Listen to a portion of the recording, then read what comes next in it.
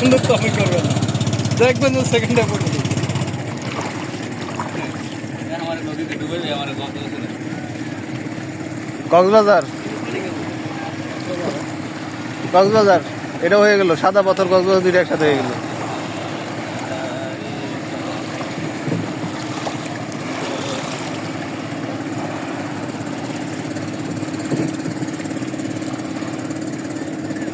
এরকম নদী হইলো কখন?